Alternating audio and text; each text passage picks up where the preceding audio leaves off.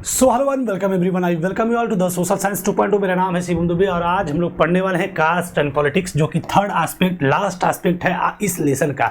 इसी के साथ आपका चैप्टर भी जेंडर, रिलीजन एंड कास्ट, जो कि एक इंपॉर्टेंट चैप्टर है एनसीईआरटी सिविक्स क्लास 10th का, इसी के साथ कंप्लीट होगा। यानी कि हम लोग बात करें अगर कास्ट एंड पॉलिटिक्स की, तो ये third type of social differences हमें देखने को मिलता है, क्योंकि इसके पहले हमने दो सोशल डिफरेंसेस, जिसमें कि पहला था social differences on the basis of gender, यानी जेंडर के आधार पे हमने सोशल डिफरेंसेस को देखा था। और फिर सेकंड एस्पेक्ट हमने पढ़ा था, सेकंड सोशल डिफरेंस पढ़ा था, जो कि difference on the basis of religion था। इन दोनों एस्पेक्ट को, यानी दोनों सोशल डिफरेंसेस को अब तक के क्लासेस में हम लोग स्टडी कर चुके हैं, पढ़ चुके हैं। आज जो सोशल डिफरेंस हम लोग पढ़ने वाले हैं वो social differences on the basis of caste, यानी कि जात के आधार पर जो सामाजिक विभाजन है, सोशल डाइवर्सिटीज है, सोशल डिवीजन है, उसके संपूर्ण एस्पेक्ट को हम लोग आज के सेशन में देखने वाले हैं। So without any further delay सीधे स्टार्ट करते हैं आज के सेशन को। और सबसे पहले लिखा हुआ है कि two instances of expression of social division in the arena of politics. हम लोग देख चुके हैं दो इंस्टेंसेस, दो एस्पेक्ट देख चुके हैं। कौन से एस्पेक्ट? सोशल डिफरेंस के एस्पेक्ट, जो कि समाज में एग्जिस्ट करते हैं, जो कि कौन कौन से थे? एक आपका था जेंडर के आधार पे सोशल डिफरेंस और एक था रिलीजन के आधार पे। दो डिफरेंसेस को हम लोग देख चुके हैं जो कि समाज में एग्जिस्ट करता है। और बात करें कि इन दोनों के आउटकम की, कि one largely positive and other largely negative, यानी कि जब इन दोनों का पॉलिटिकल एक्सप्रेशन किया गया तो जेंडर का जो एस्पेक्ट आउटकम आया, यानी कि इसका जो पॉलिटिकल एक्सप्रेशन के बाद जो रिजल्ट आया, तो हमें कहीं ना कहीं पॉजिटिव देखने को मिलता है, और रिलीजन का हमें क्या देखने को मिलता है? नेगेटिव देखने को मिलता है। Negative. Let us turn to our final case that of the caste and politics that has been both positive and negative aspect. अब हम लोग जो देखने वाले हैं कास्ट इनइक्वालिटीज या कास्ट एंड पॉलिटिक्स, इसका रिजल्ट हमें पॉजिटिव और नेगेटिव दोनों देखने को मिल जाएगा। कब? जब इस मुद्दे को पॉलिटिक्स के साथ रिलेट करेंगे तब। जेंडर के इशू को जब हमने पॉलिटिक्स के साथ रिलेट किया था तो इसका रिजल्ट हमें पॉजिटिव देखने को मिला था। वहीं पे रिलीजन जैसी चीज़ों को, धर्मवाद, कम्युनिज्म और सेकुलरिज्म, और जो जेंडर जो रिलीजन जैसे टॉपिक को हमने पढ़ा था, तो उसमें हमने देखा कि रिलीजन जैसे एक बड़े ही सेंसिटिव मुद्दे को जब पॉलिटिक्स में रेज किया गया और पॉलिटिक्स में आज भी यूज होता है, तो उसका कहीं ना कहीं हमें नेगेटिव रिजल्ट देखने को मिलता है। जब बात कास्ट की जाती है तो इसका हमें पॉजिटिव और नेगेटिव दोनों रिजल्ट देखने को मिल जाता है। और वो इस पूरी बात का मतलब क्या है, आगे हम लोग स्टेप बाय स्टेप समझना शुरू करते हैं। बात करें सबसे पहले इंपॉर्टेंट एस्पेक्ट की, तो वो हम जानने वाले हैं कास्ट इनइक्वालिटीज, जातिगत असमानताएं, यानी जात के आधार पे जो असमानताएं हैं समाज में, थोड़ा सा इसके क्रूशियल एस्पेक्ट को थोड़ा सा ध्यान देते हैं। बात करें कि unlike gender and religions, caste division is special to India. जैसे आपका रिलीजन था, जो था जेंडर और जो रिलीजन थे, वो यूनिवर्सल थे। वो क्या थे? यूनिवर्सल थे। और कहा जाए तो अप्रोक्सीमेट ये जेंडर और रिलीजन के आधार पे पूरे विश्व में डिफरेंसेस और डिवीजन हमें देखने को मिल रहे थे। लेकिन जो कास्ट बेस्ड डिवीजन है वो स्पेशल टू इंडिया है। ये इंडिया के कॉन्टेक्स्ट में ही देखने को मिलता है। इंडिया का ही समाज जात के रूप में विभाजित है, और जातिगत असमानताएं भारतीय समाज में ही बस देखने को मिलती है। इसलिए कहा गया है कि ये कास्ट डिवीजन जो सिस्टम है इज स्पेशल टू इंडिया। भारतीय कॉन्टेक्स्ट में, यानी इंडियन कॉन्टेक्स्ट में क्या है? ये स्पेशल है। तो क्या कह रहा है कि all societies have some kinds of social inequalities and some form of division of labour. हम जानते हैं कि हर प्रकार के समाज में, चाहे किसी भी प्रकार का समाज हो, उस सभी में किसी न किसी प्रकार की सोशल इनइक्वालिटीज, और असमानताएं हमें किसी न किसी फॉर्म में देखने को मिल जाती हैं। कुछ धर्म के आधार पे, कुछ लिंग के आधार पे, और कुछ डिवीजन हमें लेबर के आधार पे भी देखने को मिल जाते हैं। कर्म के आधार पे, पारिश्रमिक यानी वर्ग के आधार पे भी कुछ डिफरेंसेस हमें देखने को मिल जाते हैं। कुछ डिवीजन समाज में लेबर के आधार पे भी देखने को मिल जाते हैं, और यही लेबर के आधार पे डिवीजन बढ़ते बढ़ते कास्ट सिस्टम की तरफ बढ़ता है। और कैसे बढ़ता है इसको हम लोग समझते हैं कि in most societies occupations are passed on from one generation to another. हम जानते हैं अधिकतर समाज में जो ऑक्यूपेशंस होते हैं, जो व्यवसायिक जो सिस्टम होते हैं, वो एक जनरेशन से दूसरे जनरेशन में क्या करते हैं? पास करते हैं। तो क्योंकि एक बेटा, अगर कोई पिता है, अगर वो दाढ़ी बाल बनाने का काम करता है, कॉबलर का काम करता है, या फिर जो है बर्तन पाउडर का काम करता है, मिट्टी के बर्तन बनाने वाला काम करता है, तो ऑब्वियसली उसकी जो पीढ़ी आने वाली होती है वो भी उस काम को करती है। और उसके बाद यही हायरार्की चलती रहती है। आने वाली सभी पीढ़ियां इस काम को बड़े ही आराम से कर लेती है और करती रहती है। लेकिन अब एक समस्या ये क्रिएट होती है जब वो वर्क की वजह से उसका जो कास्ट बना था, अब वो काम कर रहा है तो उसका कास्ट उससे जुड़ा हुआ है, लेकिन जब वो काम को नहीं कर रहा है तो भी कास्ट उससे रिजिडली क्या हो गया, जुड़ गया। और यही से पैदा होता है कास्ट इनइक्वालिटीज जैसी एक बड़ी समस्या। यानी कि आपका अधिकतर समाज में ऑक्यूपेशंस जो होते हैं पास होते हैं from one generation to another, और इसी का caste system is an extreme form of this, और इसी का जो एक्सट्रीम फॉर्म है वो कास्ट सिस्टम देखने को मिल जाता है। यानी कि अगर मैं जूते चप्पल बनाने का काम करता हूं तो ठीक है, मैं कॉबलर करा रहा हूं, इसके बाद मेरी पीढ़ियां उसको काम कर रही है तो वो भी करा रही, हायरार्की चल रही है, हेरिडिटरी ऑक्यूपेशनल सिस्टम चल रहा है हमारा। लेकिन एक ऐसी पीढ़ी सामने भविष्य में हो सकता है जो इस काम को न करे, और न करे तो इस काम को न करके हो सकता है सिविल सर्वेंट बन जाए या कुछ भी ऐसे काम करे। लेकिन सोसाइटी का ऐसी रिजिडिटी, ऐसी जो है सिस्टम देखने को मिल गया, जब काम तो उसने छोड़ दिया, आज जिस काम की वजह से उसको जाति मिली थी उस काम को उसने जब छोड़ के कोई और काम कर रहा है तो जात अब उसको नहीं छोड़ रही है, जात उसके साथ क्या हो गई, उसके साथ अटैच हो गई, बिकॉज ऑफ उसका जो ऑक्यूपेशन सिस्टम था वो ऐसा था। लेकिन जब ऑक्यूपेशन उसने छोड़ दिया तो भी जात उसके साथ क्या रह गई, अटैच्ड रह गई। तो इसी से पैदा होता है कास्ट सिस्टम। क्या सिस्टम शुरू होता है, कास्ट सिस्टम, इसी का एक्सट्रीम फॉर्म है। धीरे धीरे एक एक पॉइंट इसका बिल्कुल शीशे की तरह साफ होगा, सारे पॉइंट्स आपको बहुत ही क्रिस्टल क्लियर तरीके से बहुत ही स्मूथली समझ में आने वाले हैं। So what makes it different from other society in that in this system hereditary occupational division, hereditary occupational division. अब आप जानते हैं कि what make it different from other societies in this system, ये दूसरों सोसाइटी, मतलब अब आप सोचिए कि कास्ट सिस्टम अब पैदा हो गया बिकॉज ऑफ ऑक्यूपेशंस जो कि पास हो रहे थे वन जनरेशन से दूसरे जनरेशन की तरफ। और यहाँ पे एक टर्म आया hereditary occupational division. Hereditary occupational division किसे कहते हैं, जो वर्क जो है एक पीढ़ी से दूसरी पीढ़ी में पास हो रहा है, फिर अगली पीढ़ी से अगली पीढ़ी पास हो रहा है, फिर अगली पीढ़ी से अगली पीढ़ी पास हो रहा है, तो इस सिस्टम को हेरिडिटरी ऑक्यूपेशंस बोलते हैं। क्या बोलते हैं, हेरिडिटरी ऑक्यूपेशंस बोलते हैं। और इसके आधार पर जो समाज बट गया तो उसी सिस्टम को बोलते हैं हेरिडिटरी ऑक्यूपेशनल डिवीजन सिस्टम, या हेरिडिटरी ऑक्यूपेशनल डिवीजन हम लोग बोलते हैं। तो ये जो हेरिडिटरी ऑक्यूपेशनल डिवीजन है, इसके बारे में ये कहा जा रहा है ये सैंक्शन्ड बाय रिचुअल है, ये सैंक्शन किया गया है बाय रिचुअल, ये पारंपरिक रूप से चल रहा है, पारंपरिक रूप से ये रिचुअल है, सैंक्शन्ड है, जिसकी वजह से आपको ये चीज़ देखने को मिलती है कि member of the same caste group were suppose to form a social communities. जैसे हमने आपके रिलीजन के सिस्टम देखा था कि एक धर्म के लोग एक कम्युनिटी बनाते हैं, एक सोशल कम्युनिटी बनाते हैं, सेम सोशल कम्युनिटी बनाते हैं, उसी तरीके से सेम कास्ट वाले ग्रुप के लोग अपने आप को, चूंकि हेरिडिटरी ऑक्यूपेशनल डिवीजन की वजह से एक समाज की एक कम्युनिटी अलग बन गई जो एक जैसे काम को अंजाम देती है, एक जैसे काम को करती है, उनकी एक सेम सोशल कम्युनिटी बन गई। यानी कि same caste group, member of the same caste group were suppose to form same social communities that practice the same और सिमिलर ऑक्यूपेशंस। जो सेम या फिर सिमिलर ऑक्यूपेशंस को प्रैक्टिस करते हैं, जो सेम या फिर सिमिलर ऑक्यूपेशंस को प्रैक्टिस करते हैं, उनकी वो एक अलग फॉर्म करते हैं सोशल कम्युनिटीज को, और वो उसको अपनी जो है कम्युनिटी मानते हैं, क्योंकि उस कम्युनिटी में सभी लोग उसकी जैसे वर्क की प्रैक्टिस करते हैं, सेम या फिर सिमिलर वर्क की प्रैक्टिस करते हैं। और उसकी वजह से चाहे मामला मैरिड का हो with in the caste group, वो अपने उसी सेम सोशल कम्युनिटीज में अपने उस कास्ट ग्रुप में शादी करते हैं, और did not eat with the members from other caste group, ना ही दूसरे मेंबर लोग उस कास्ट में खाते हैं, ना ही वो अदर कास्ट में खाते हैं। यानी कि वो अपनी उस कास्ट सिस्टम को लेके समाज में एक सेम सोशल अपनी खुद की एक कम्युनिटी बनाते हैं, उस कम्युनिटी के अंदर वो शादी विवाह खाना पीना सब कुछ सारे कार्यों को संपन्न करते हैं। यानी कि समाज में जात के आधार पर जात बना, लेबर की वजह से, और लेबर की वजह से जात कास्ट सिस्टम बना, कास्ट सिस्टम की वजह से समाज में सोशल डिवीजन आपका क्रिएट होना शुरू हो गया। अब यही सोशल डिवीजन क्रिएट होते होते बहुत ही अपने रिजिड फॉर्म में आ जाएगा, अपने एक्सट्रीम फॉर्म में आ जाएगा, जिसकी वजह से समाज में कुछ कम्युनिटीज के साथ बहुत ही ज्यादा डिस्क्रिमिनेशन होना शुरू हो जाएगा। और जब ऐसा होता है तो कुछ समाज सुधारक आते हैं और इसको अपलिफ्टमेंट करने का काम भी करते हैं। आगे बढ़ते हम लोग कि कास्ट इनइक्वालिटीज में हम लोग पढ़े कि caste system was based on exclusion of and discrimination against the outcast group.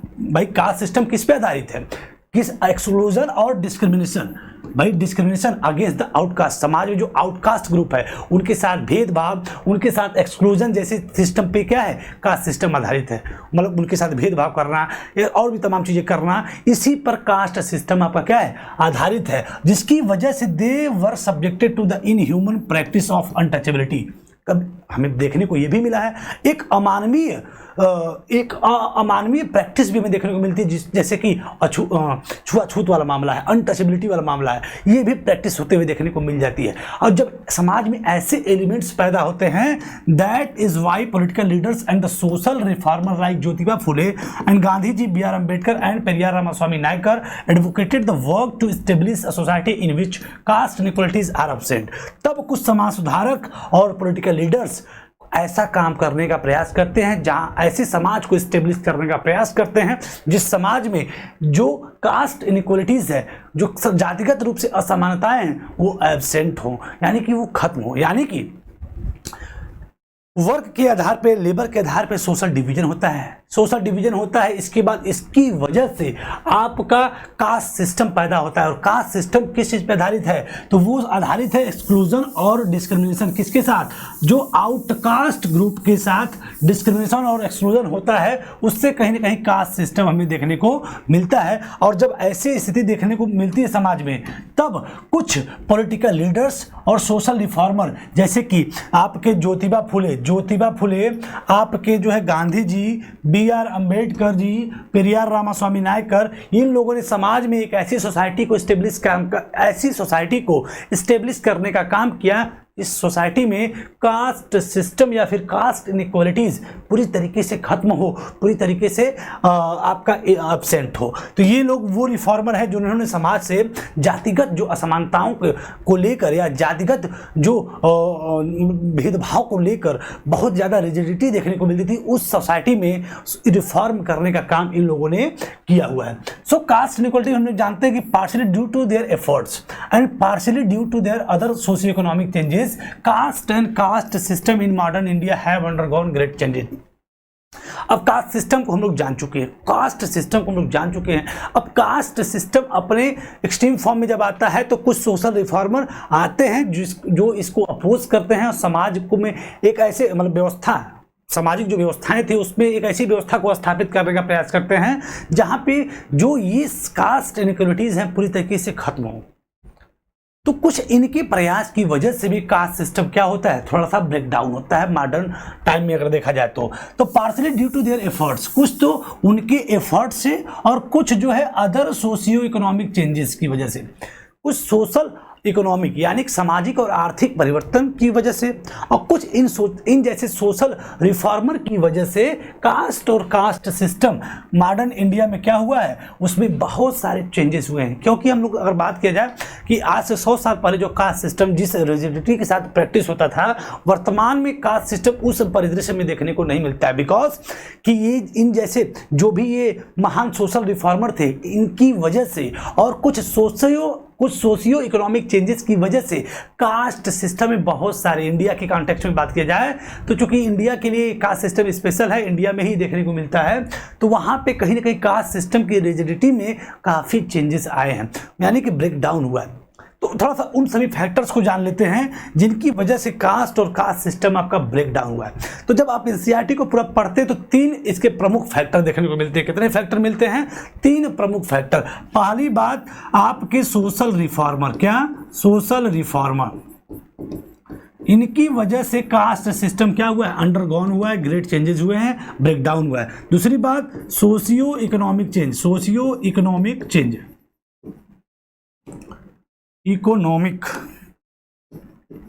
Socio economic changes की वजह से, सोशियो इकोनॉमिक चेंजेस की वजह से भी कहीं ना कहीं कास्ट सिस्टम आपका ब्रेक डाउन हुआ है। And the last one is that constitutional changes की वजह से या कॉन्स्टिट्यूशनल प्रोविजंस की वजह से भी कास्ट सिस्टम आपका ब्रेक डाउन हुआ है। तो इन तीनों फैक्टर्स को हम लोग रिस्पॉन्सिबल मान सकते हैं, जिसकी वजह से जो कास्ट हायरार्की थी, जो कास्ट सिस्टम था, जो समाज में बहुत ही रिजिडिटी के रूप में, रिजिड फॉर्म में अपने देखने को मिलता था, वो ब्रेक डाउन हुआ है, या फिर उसके लेवल अप हुआ था, लेवल डाउन हुआ है। यानी कि पहला चीज हमने देख लिया कि ज्योतिबा फुले हों, डॉक्टर BR अम्बेडकर हों, गांधी जी हों, पेरियार रामास्वामी नायकर हों, इन जैसे सोशल रिफॉर्मर की वजह से कास्ट और कास्ट सिस्टम कमजोर हुआ है, ब्रेकडाउन हुआ है। साथ ही साथ सोशियो इकोनॉमिक चेंजेस की वजह से भी कहीं ना कहीं कास्ट सिस्टम पे इसका प्रभाव पड़ा है और उसमें ग्रेट चेंजेस हुए हैं। कास्ट सिस्टम की जो रिजिडिटी है वो भी लेवल डाउन हुई है, और साथ ही साथ कुछ कॉन्स्टिट्यूशनल प्रावधानों की वजह से, कॉन्स्टिट्यूशनल परिवर्तन की वजह से भी कास्ट सिस्टम आपका क्या हुआ है, ब्रेकडाउन हुआ है। तो अब आपने सोशल रिफॉर्मर देख लिया, थोड़ा सा हम देखते हैं सोशियो इकोनॉमिक चेंजेस की वजह से क्या क्या इंपैक्ट पड़ा। तो पहली चीज, इकोनॉमिक डेवलपमेंट की वजह से कास्ट सिस्टम आपका ब्रेकडाउन हुआ है। लार्ज स्केल अर्बनाइजेशन यानी बड़े पैमाने पर शहरीकरण की वजह से भी आपका कास्ट सिस्टम डाउन हुआ है, क्योंकि हम जानते हैं कि शहरी क्षेत्र में आज आप अगर काम करते हो तो आप जानते होंगे कि आप किसी रेस्टोरेंट में खाना खाएं, किसी बस में यात्रा करें या कहीं भी जाएं, तो आप अपने आसपास अगल बगल किसी को न पूछते हैं, न ध्यान देते हैं। इस बात पे आप रोजी रोटी के चक्कर में लगे रहते हैं, ना कि आप ध्यान देते हैं कि कौन व्यक्ति हमको खाना सर्व कर रहा है, कौन व्यक्ति हमारे बगल में बैठा है, किस जाति का, इस बातों को आप नहीं ध्यान देते हैं।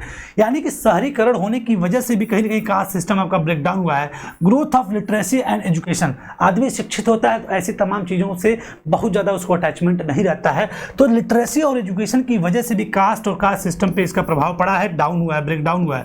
ऑक्यूपेशनल मोबिलिटीज क्या होता है, अब हर व्यक्ति हर काम को कर सकता है, और भाई जनसंख्या बढ़ रही है, शहरीकरण हो रहा है, तो अब चाहे कोई व्यक्ति हो, आप अगर सब्जी बेचते हैं तो आप पढ़ा सकते हैं, और पढ़ा रहे हैं तो आप सब्जी बेच सकते हैं, आप सारे काम कर सकते हैं। ऑक्यूपेशनल मोबिलिटी भी हमें देखने को मिलती है, तो कोई एक समाज का एक वर्ग किसी एक विशेष काम को अब लगातार नहीं कर रहा है, हर समाज के हर प्रकार के लोग जो समाज में रहते हैं वो हर प्रकार के कार्यों को करते हैं।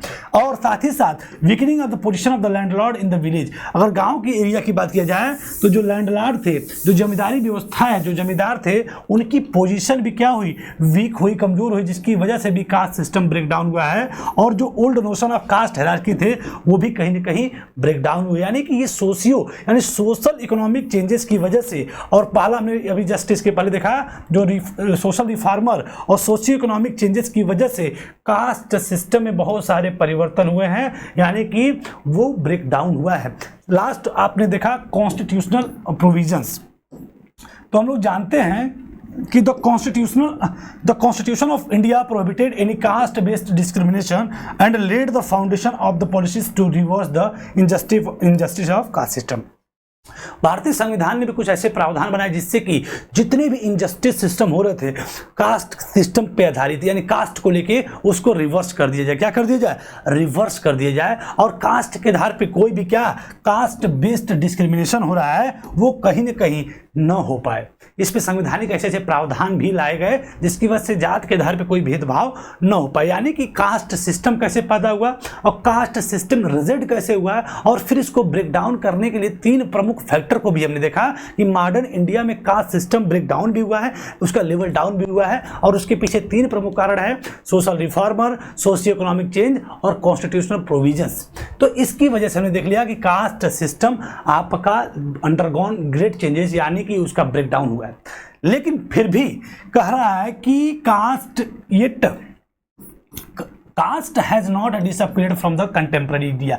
फिर भी अगर देखा जाए तो कास्ट बेस्ड डिस्क्रिमिनेशन पूरी तरीके से नहीं खत्म हुआ है। Some of the older aspect of caste have persist, आज भी कुछ ओल्डर जो एस्पेक्ट हैं कास्ट सिस्टम के वो भी परसिस्ट करते हैं, रहते हैं, देखने को मिलते हैं। Even now most people marry within their own caste या फिर ऑन ग्रुप, आज भी देखने को मिलता है कि सभी लोग जो है marry within their own caste tribe, अपने अपने कास्ट में, अपने अपने ट्राइब में यही लोग शादी करते हैं। ये भी इंटरकास्ट मैरिज आज भी एक बड़ा जो है सामाजिक सिस्टम है कि अगर आप इंटरकास्ट मैरिज करते हैं तो फिर आपको समाज का एक बहुत बड़ी अवहेलना का सामना करना पड़ेगा, समाज के एक बहुत बड़े बहिष्कार का सामना करना पड़ जाएगा। तो आज भी लोग most people marry within their own caste या फिर ऑन ट्राइब।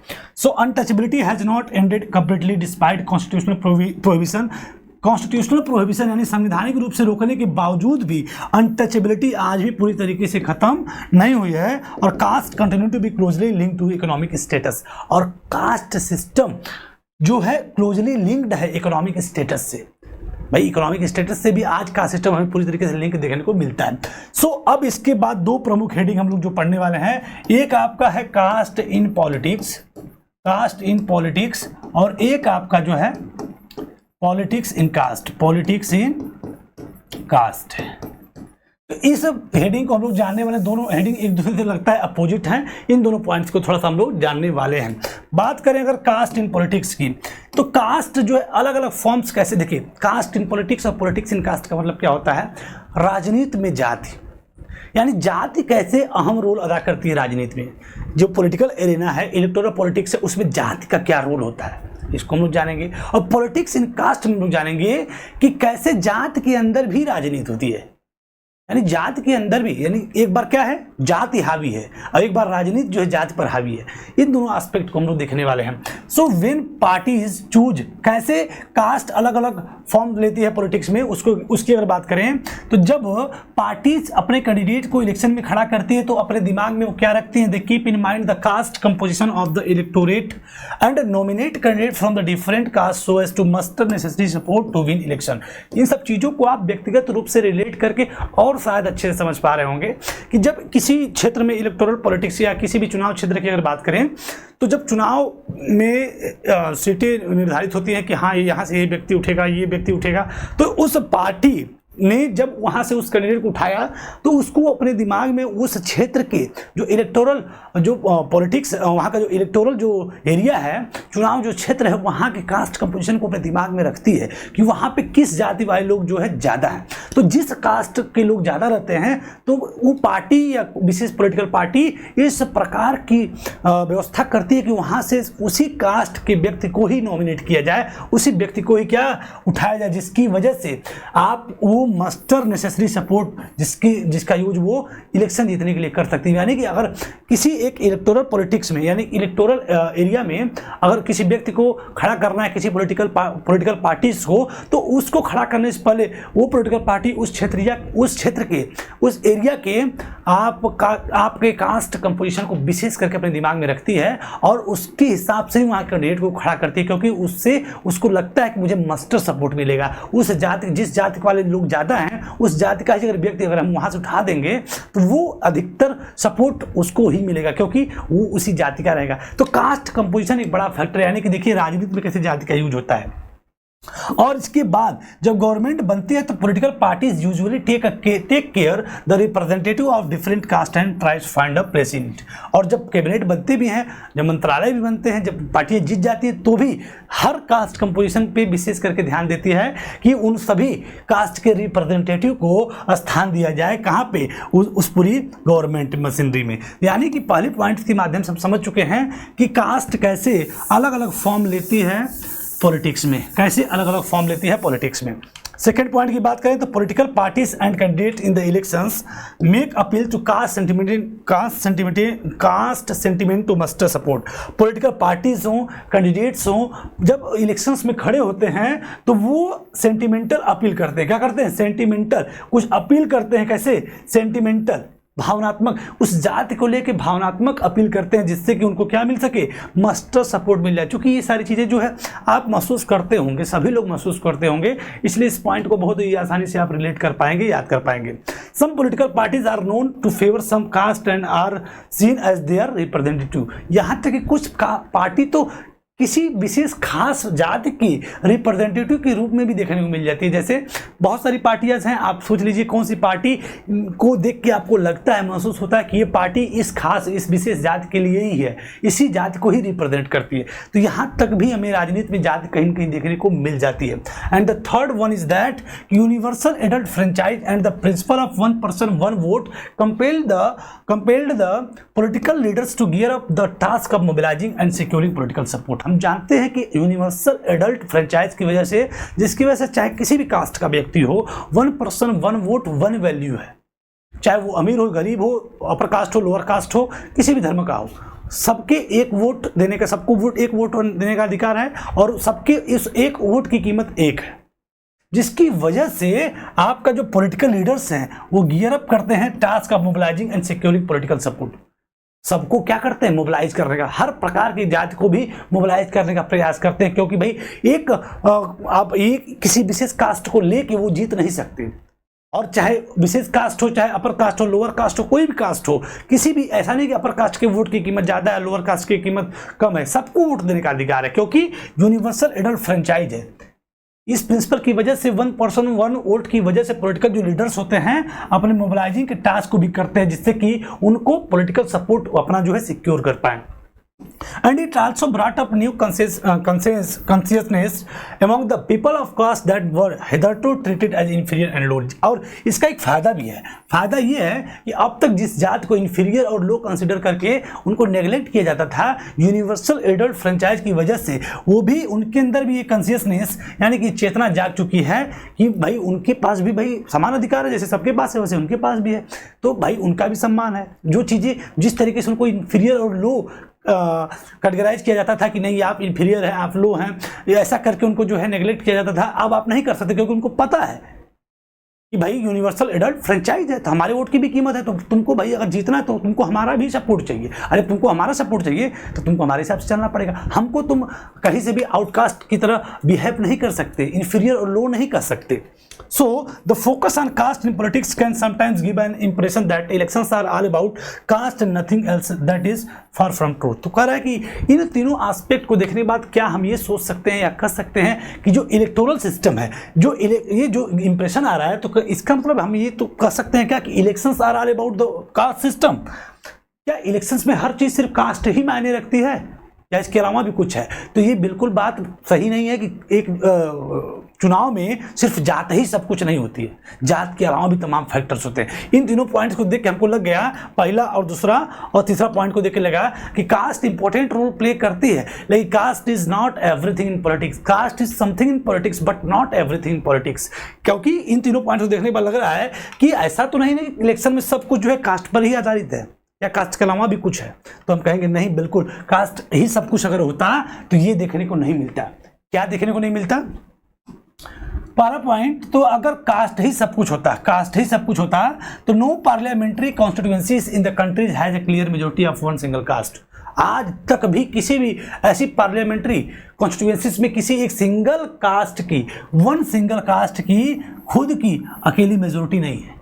यानी कोई भी अकेला व्यक्ति अगर इलेक्शन में जीता है तो सिर्फ किसी एक सिंगल कास्ट के वोट को पाके नहीं जीत गया, उसको अलग अलग विभिन्न प्रकार के डाइवर्सिफाइड ग्रुप ऑफ सोसाइटी का वोट सपोर्ट मिला है, तभी वो सरकार बनाया है, तभी वो जीता है। यानी कि आज तक कोई भी पार्लियामेंट्री कॉन्स्टिट्यूएंसी ऐसी नहीं है देश में जो जिसकी क्या हो, क्लियर मेजोरिटी हो वन सिंगल कास्ट की।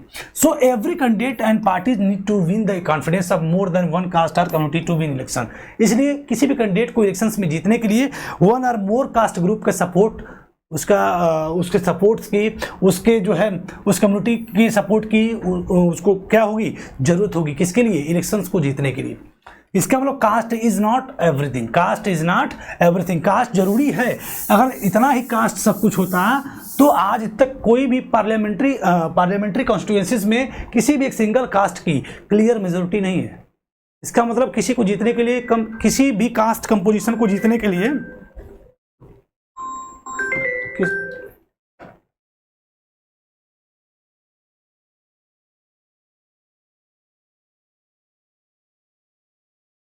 किसी भी कास्ट कंपोजिशन को जीतने के लिए इलेक्शंस में आपके जो है एक से अधिक कास्ट ग्रुप की सपोर्ट की जरूरत होगी। सॉरी, 1 मिनट लगे, फोन आ गया था। तो किसी भी कास्ट ग्रुप को अगर किसी भी पॉलिटिकल पार्टीज को जीतना है तो एक कास्ट से उसको जीत शायद उसको हासिल न हो। सो दूसरा पॉइंट कि no party win the votes of all voters of a caste community. कोई भी अकेली पार्टी ये दावा भले करती हो लेकिन वो एक कास्ट या एक कम्युनिटी के सभी वोट को नहीं पाती है। When people say that a caste is a vote bank, जब लोग कहते हैं कि ये कास्ट जो है इस पार्टी का वोट बैंक है या फिर वन पार्टी का, it usually mean that a large proportion of the voters from that caste vote for that parties. देखिए, कहा भी जाता है कि ये पार्टी जो है इस कास्ट की, ये पार्टी ये जो पार्टी है इस कास्ट को रिप्रेजेंट करती है। तो इसका और ये जो जाति है इस पार्टी का वोट बैंक है। तो ये जब बातें कही जाती है समाज में, तो इसका मतलब ये नहीं है कि उस जाति के सभी लोग उस पार्टी को वोट करते हैं, तो ये नहीं है। इसका मतलब ये है कि उस जाति के मैक्सिमम लोग, मोस्ट ऑफ द पीपल उस पार्टी को वोट करते हैं। तो वोट बैंक का सेंस भी हमको समझ में आ गया। और एक चीज हमको ये भी समझ में आ गई कि कोई पार्टी एक कास्ट या एक कम्युनिटी के सभी वोट को नहीं पाती है, मैक्सिमम वोट को पाती है। वोट बैंक भी कहा जाता है। और वोट बैंक तभी किसी जाति को अगर वोट बैंक किसी पार्टी के लिए कहा जा रहा है, तो इसका मतलब ये नहीं है कि उस जाति के सभी लोग उस पार्टी को वोट कर रहे हैं। उसका मतलब ये है कि उस जाति के मैक्सिमम लोग उस पार्टी को वोट करते हैं। And the third point is that many political parties में put up candidates from the same caste. हमने देखा था कि कास्ट कंपोजिशन का ध्यान रखती है पार्टीज जब किसी व्यक्ति को नॉमिनेट करती है, जब इलेक्शंस में, इलेक्टोरल पॉलिटिक्स में, तो कास्ट कंपोजिशन वहाँ का ध्यान रखती है। तो अगर कास्ट कंपोजिशन को वो ध्यान रखती है तो क्या बाकी जो पार्टियां वो सोई रहती हैं? वो भी तो चाहे तो उसी कास्ट कंपोजिशन के व्यक्ति को उठा सकते हैं। तो ऐसा नहीं कि अगर आपने उस पार्टी ने उस कास्ट को देखा कि इस क्षेत्र में यही कास्ट वाले ज़्यादा है, तो उस कास्ट के व्यक्ति को खड़ा कर दिया, तो बाकी पार्टियां भी तो उस कास्ट के व्यक्ति को खड़ा कर सकती हैं। तो वही चीज़ कह रहा है कि मेनी पॉलिटिकल पार्टीज में put off candidate from the same caste. सभी पार्टियां जो है, बहुत सारी पार्टियां जो है सेम कास्ट ग्रुप के कैंडिडेट्स को इलेक्शन में खड़ा कर सकती है। अब आप जानते हैं कि some voters have more than one candidates from their caste. कुछ वोटर्स को पास जो है अपने ही कास्ट के कई व्यक्ति होते हैं। भाई एक जो वोटर्स हैं किसी कास्ट का है, उस कास्ट के कई व्यक्ति इलेक्शंस में खड़े हुए उसको मिल सकते हैं, और कुछ कास्ट के अपने कोई व्यक्ति जो है इलेक्शंस में खड़े हुए नहीं मिल सकते हैं। तो वही लिख रहा है कि while many voters have no candidate from their caste. कुछ कास्ट वाले व्यक्तियों के लिए इलेक्शंस में उसकी कास्ट के कई व्यक्ति जो है इलेक्शंस में अलग अलग पार्टी से उठते हुए देखने को मिल जाते हैं, और कुछ कास्ट के लोगों के लिए कोई भी व्यक्ति इलेक्शंस में हमें देखने को नहीं मिल जाते हैं। यानी कि caste is not everything in politics. Caste is not everything in politics. So और दूसरी लास्ट जो पॉइंट है कि अगर कास्ट ही सब कुछ होता है, एक पॉलिटिकल सिस्टम में, पॉलिटिकल एरिना में कास्ट ही सब कुछ होता है, तो the ruling parties and the sitting MP और MLA frequently lose elections in our country. अगर किसी कॉन्स्टिट्यूएंसी से कोई एमपी और एमएलए जीता हुआ है और कास्ट की वजह से अगर जीता है, तो अगर फिक्स हो गया कि इस कास्ट वाले लोग ही यहाँ पे ज़्यादा हैं, जिसकी वजह से वो जीत गया, उस कास्ट कंपोजिशन का वो व्यक्ति था और जीत गया कास्ट कंपोजिशन को ध्यान में रखते हुए, तो फिर तो अब उसको कभी हारना ही नहीं चाहिए, क्योंकि उसी कास्ट के लोग वहाँ पे हैं, उसी कास्ट का वो भी है, और वो जीत गया, अब जिंदगी में फ्रिज हो गया, अभी कभी हारेगा ही नहीं। लेकिन हम लोग जानते हैं इंडियन सिस्टम में, इंडियन इलेक्टोरल पॉलिटिक्स में, कि सीटिंग जो एमपी एमएलए होते हैं उनको भी हम लोग लगातार हारते हुए देखते हैं, हारते जीतते, सीटें अदली बदली, मतलब बदलाव हमें लगातार देखने को मिलता है। अगर कास्ट ही सब कुछ होता तो जो जीत गया वो जीत गया, कभी हारता ही नहीं। तो वही बातें कर रहा है कि they could not have happened if, ये कभी होता ही नहीं अगर all cast and communities were frozen in their political preference. सबका अगर पॉलिटिकल प्रेफरेंस फिक्स होता तो जो जीत गया वो जीत गया, कभी वो हारता ही नहीं। तो यानी कि इस चारों बिंदुओं की वजह से हम कह सकते हैं कि caste is something in politics, but caste is not everything in politics. तो ये हमने देखा कास्ट इन पॉलिटिक्स। क्या देखा हमने? Caste in politics. अब इसके हम बात करें कंक्लूजन की, तो clearly while caste matter in electoral politics, caste जो है इलेक्टोरल पॉलिटिक्स में मैटर तो करती है, so do many other factors, but इसके और भी अदर फैक्टर्स होते हैं। The voters have strong attachment to political party which is often stronger than their attachment to their caste और कम्युनिटीज।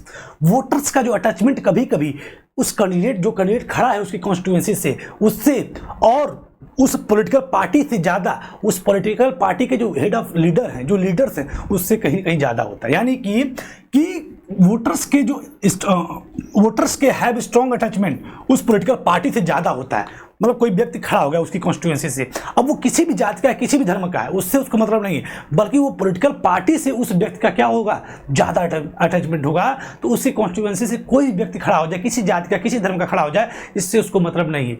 उसका अटैचमेंट सीधे उस पॉलिटिकल पार्टी से या फिर उस पॉलिटिकल पार्टी के मेन लीडर से, उसका अटैचमेंट, वो कौन खड़ा हो रहा है, कैसे खड़ा हो रहा है, उसको पता नहीं, उसका अटैचमेंट उस पॉलिटिकल पार्टी से ही सीधे है।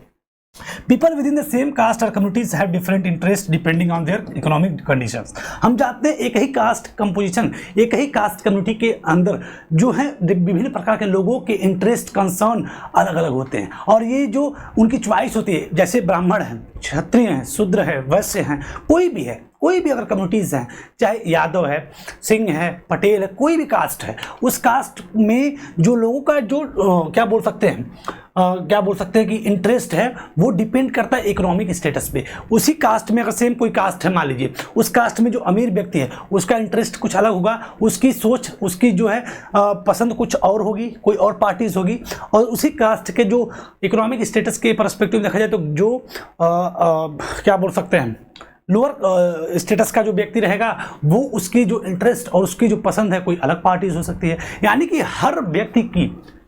हर व्यक्ति की जो हर कास्ट कम्युनिटी या किसी भी कास्ट या फिर कम्युनिटी के जो व्यक्ति हैं उन डिफरेंट इंटरेस्ट होते हैं। हर व्यक्ति के इस एक ही कास्ट में डिफरेंट लोगों के इंटरेस्ट क्या होते हैं, अलग अलग होते हैं, और ये इंटरेस्ट डिपेंड करते हैं किस पे, इकोनॉमिक कंडीशंस पे। किस पे, इकोनॉमिक कंडीशंस पे। Rich and poor or men और women from the same caste often vote very differently. Men मतलब एक ही कास्ट के पुरुष महिला, अमीर गरीब, अपर लोअर, तमाम व्यक्ति जो है एक ही कास्ट के जो लोग हैं, रिच पुअर की बात करें, अमीर गरीब की बात करें, पुरुष महिला की बात करें, एक ही सेम कास्ट की, वो बड़े ही अलग तरीके से वोट करते हैं, भले एक ही कास्ट के लोग हैं। तो ऐसा नहीं कि अगर एक कास्ट के हैं तो उस कास्ट का कोई व्यक्ति खड़ा हो गया तो उसको आंख बूंद करके वोट मार देगा, ऐसा बिल्कुल नहीं है। People's assessment of the performance of the government and the popularity rating of the leaders on matter and are often decisive in elections. तो सिर्फ कास्ट ही मैटर नहीं करता कि बल्कि लोग एसेस करते हैं कि जो गवर्नमेंट बनी थी इसने कैसा काम किया, उसकी फंक्शनैलिटीज़ को, उसकी परफॉर्मेंस को, तमाम चीज़ों को, उसकी पॉपुलैरिटी रेटिंग को, तमाम चीज़ों को लोग आम जनता जो है ध्यान देती है। सिर्फ जाति को ही ध्यान नहीं देती। अगर जात को ध्यान देती तो अगर एक व्यक्ति एक कॉन्स्टिट्यूएंसी से जाति यानी कास्ट कंपोजिशन को ध्यान में रख के अगर जीत जाता तो फिर कभी हारता ही नहीं। सिंपल सी बात है। तो caste is not everything, caste is something but caste is not everything. तो हमने देख लिया कास्ट इन पॉलिटिक्स। अब अगले पॉइंट हम लोग देखेंगे पॉलिटिक्स इन कास्ट। क्या देखेंगे? पॉलिटिक्स इन कास्ट, जो कि इस लास्ट हेडिंग का लास्ट पॉइंट है। We have so far look at the what caste does to politics but it does not mean that there is a only way relation between the caste and politics. यानी कि caste and politics वाले topics हमने देख लिया कि किस प्रकार राजनीति में जाति इन्वॉल्व होती है, यानी कि राजनीति कैसे जातिग्रस्त होती है, राजनीति कैसे क्या होती है, जातिग्रस्त होती है, यानी राजनीति में जाति का कैसे बोला होता है। अब जात में भी राजनीति देखने को मिल जाती है। कैसे? उसको देखें कि politics to influence the caste system. Politics जो है कास्ट सिस्टम को क्या करता है, इन्फ्लुएंस। कास्ट सिस्टम को भी क्या, जैसे कास्ट सिस्टम पॉलिटिक्स को इन्फ्लुएंस करता है, उसी तरीके से पॉलिटिक्स भी कास्ट सिस्टम को इन्फ्लुएंस करता है। And caste identities by bringing them into a political arena. एक महत्वपूर्ण क्वेश्चन लिखा है कि it is not politics that get caste ridden, it is the caste that get politicised. अब इसको हम लोग अलग अलग फॉर्म्स में देखते हैं।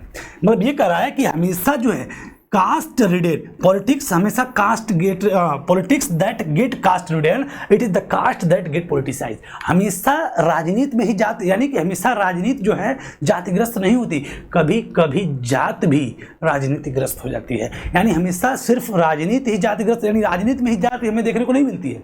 यानी हमेशा जाति का प्रभाव राजनीति में ही देखने को नहीं मिलता है, कभी कभी राजनीति का प्रभाव जाति में भी देखने को मिल जाता है। इसका पॉइंट क्या मतलब है, समझते हैं। कैसे कास्ट गेट पॉलिटिसाइज, कैसे कास्ट जो है पॉलिटिसाइज होता है, अलग अलग तरीकों से, अलग अलग रास्तों से कैसे कास्ट पॉलिटिसाइज होता है, उसको हम लोग देखते हैं। यानी कि जात में राजनीति कैसे होती है। Each caste group tries to become bigger by incorporating within its neighboring caste or sub caste which were earlier excluded from it। हर कास्ट में जो भी उसके सब कास्ट होते हैं जिसको अब पहले क्या कर दिए रहते हैं, एक्सक्लूड कर दिए जाते हैं, बाद में आप अपने आप को बिकम बिगर, बड़ा बनाने के लिए, तो जितने भी आपके सब कास्ट ग्रुप होते हैं उनको आप क्या करते हैं, each caste group try to become bigger by incorporating within its neighbouring caste और उसके जो सब कास्ट, जो नेबरिंग कास्ट होते हैं, सबको मिला के अपने आप को बड़ी यूनिट, हर जाति जो है अपने आप को बड़ी यूनिट यानी कि बनने का प्रयास करती है, क्योंकि जब बड़ी यूनिट रहेगी तो बढ़िया से राजनीति करेगी।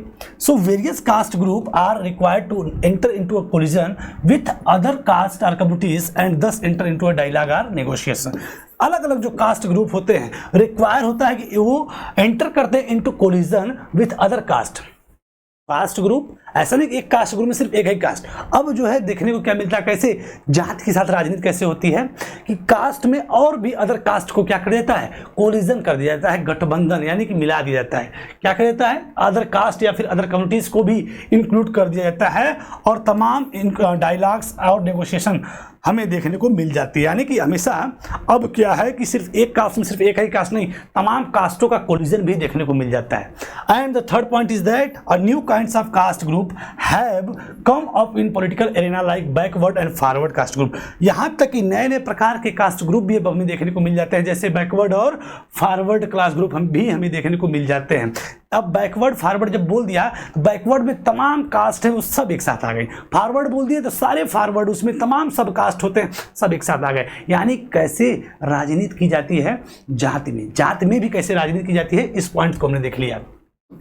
तो caste play different kinds of role in politics. Caste कैसे पॉलिटिक्स में अलग अलग रोल प्ले करती है, तो उस प्ले करने पे उसका हमें पॉजिटिव भी एस्पेक्ट देखने को मिलता है और नेगेटिव एस्पेक्ट भी देखने को मिलता है।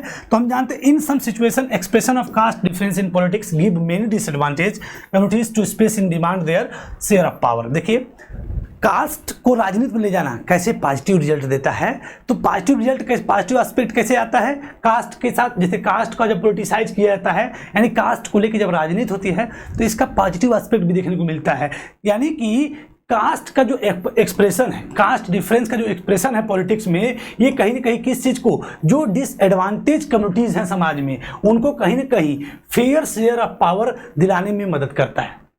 यानी जो डिसएडवांटेज ग्रुप्स होते हैं समाज में वो कहीं ना कहीं अगर कोई आउटकास्ट ग्रुप है उस समस्या को अगर पॉलिटिक्स में एक्सप्रेस कर देते हैं तो कहीं ना कहीं उसको फेयर शेयर कहीं ना कहीं देखने को मिल जाता है कि उसका भी समाज में एक स्थान बन जाता है बिकॉज ऑफ तमाम जो हमने पीछे रीजन्स पढ़े। In this sense caste politics has help people from Dalits and OBC caste to gain better access to decision making. यानी डिसीजन मेकिंग में जो भी पीपल्स हैं जैसे कि दलित्स हैं, ओबीसी कम्युनिटीज़ के लोग हैं, उनको बेटर एक्सेस दिलाता है डिसीजन मेकिंग में। यानी कास्ट सिस्टम को जब हम पॉलिटिक्स में एक्सप्रेस करते हैं तो जो भी दलित्स हैं, ओबीसीज हैं, उनका बेटर एक्सेस उनको मिल पाता है डिसीजन मेकिंग में। और several political and non political organisation have been demanding and agitating for an end to discriminating against particular religions for more dignity and more access to land resource and opportunities. अब हम जानते हैं electoral politics की वजह से अब कोई भी 1 पर्सन 1 वोट हमको मिलता, सबको मिला हुआ, चाहे कोई भी जात का कोई धर्म का हो, यूनिवर्सल एडल्ट फ्रेंचाइज की वजह से, जिसकी वजह से जो लीडर्स हैं, जो क्या है पॉलिटिकल लीडर्स हैं, उनके दिमाग में ये दिखता है अब जब उसको उस कम्युनिटीज़ का, उस कास्ट कम्युनिटीज़ का वोट गेन करना है, वोट क्या करना है, गेन करना है, तो उस डिसएडवांटेज ग्रुप के साथ वो जाते हैं, उनकी बातों को पॉलिटिकल एरिना में रखते हैं, मूवमेंट करते हैं, आंदोलन करते हैं, डिमांड करते हैं कि उनकी डिग्निटी और उनको एक्सेस ऑफ लैंड या फिर रिसोर्स या अपॉर्चुनिटी, इन सभी चीज़ों के लिए पॉलिटिकल लीडर्स और नॉन पॉलिटिकल जो ऑर्गेनाइजेशन होती है उनके लिए भी काम करते हैं, क्योंकि उनको लगता है वोट बैंक की ये राजनीति है, उनको लगता है कि इनकी भी वोट की तो कीमत है, शायद इनके साथ हम खड़े हों, इनका काम करें तो शायद हमको भी इनका क्या मिले, सपोर्ट मिले, जिससे हमारी भी सरकार बन सके। यानी कि कास्ट सिस्टम को पॉलिटिक्स में एक्सप्रेस करने का आपका पॉजिटिव एस्पेक्ट भी है और निगेटिव भी एस्पेक्ट हमें देखने को मिलता है। निगेटिव एस्पेक्ट ये है कि as in the caste of religion politics based on caste identity alone is not very healthy in a democracy. जैसे कि रिलीजन को हमने देखा था कि रिलीजन के आधार पे जो डाइवर्सिटीज़ है और उसके आधार पे जो कम्युनिज्म पैदा हुआ था, कम्युनलिज्म पैदा हुआ था, वो देश के लिए, डेमोक्रेसी के लिए, लोकतंत्र के लिए हेल्दी नहीं था। उसी तरीके से जो कास्ट आइडेंटिटीज़ हैं या कास्ट बेस्ड जो डिवीजन है वो कहीं ना कहीं हेल्दी नहीं है इन डेमोक्रेसी में, सिर्फ आपका रिलीजन की तरह। It can divert attention from the other pressing issues like poverty, development and corruptions. Caste दिन भर अगर आप कास्ट करते रहेंगे और पॉलिटिकल लीडर्स इस चीज़ को ही तो चाहते हैं कि आप कास्ट में ही उलझे रहें, जिसकी वजह से आपका जो अटेंशन है वो डाइवर्ट हो जाता है। किन जो गंभीर मुद्दे हैं, पावर्टी, डेवलपमेंट, करप्शन, इन सभी मुद्दों से आप क्या हो जाते हैं, डाइवर्ट हो जाते हैं। यानी कास्ट सिस्टम के लिए आप इतना अगर अटेंटिव हो जाएंगे, हर मुद्दे में आपको कास्ट ही अगर दिखता है तो आप कुछ ऐसे मुद्दे हैं जो जरूरी देश के लिए आपके लिए हो सकते हैं, उससे आपका ध्यान जो है डाइवर्ट हो सकता है। And in some cases caste division lead to tension, conflict and even violence. और कुछ जगहों पे कास्ट डिवीजन की वजह से टेंशन, कॉन्फ्लिक्ट और इवन वायलेंस भी देखने को मिल जाता है। तो आई होप आपको कास्ट इन पॉलिटिक्स और पॉलिटिक्स इन कास्ट के सम सभी एस्पेक्ट क्रिस्टल क्लियर हो गए होंगे और सभी एस्पेक्ट आपको समझ में भी आ गए होंगे। और इसी के साथ आपका ये जो सुंदर सा चैप्टर था जेंडर जनकास्ट पूरी तरीके से कंप्लीट हो गया। आई होप आपको सारे एस्पेक्ट क्लियर समझ में आए होंगे। और अगर आपको सारे सेशन के साथ ही एस्पेक्ट जो प्रीवियस वीडियोस हैं वो आपको देखने हैं तो इस चैनल को लाइक शेयर और सब्सक्राइब करें, अपने दोस्तों के साथ शेयर करें। और प्रीवियस वीडियो को आप देखकर मात्र 3 वीडियो में इस चैप्टर को कंसोलिडेट कर लिया गया है। तो आई होप अगर आप उसको थोड़ा सा समय देकर देखते हैं तो सारे एस्पेक्ट को इस चैप्टर के समझ पाएंगे आप। तो आई होप आज के सेशन आपको समझ में आए होंगे और आप इस सेशन को बिल्कुल दबा के लाइक शेयर और सब्सक्राइब करिए, अपने दोस्तों के साथ शेयर करिए। और इसी के साथ मैं अपने आज के सेशन को मैं साइन ऑफ करता हूं और बस यही बार बार कहूंगा कि पढ़ते रहिए, मस्त रहिए। धन्यवाद, थैंक यू।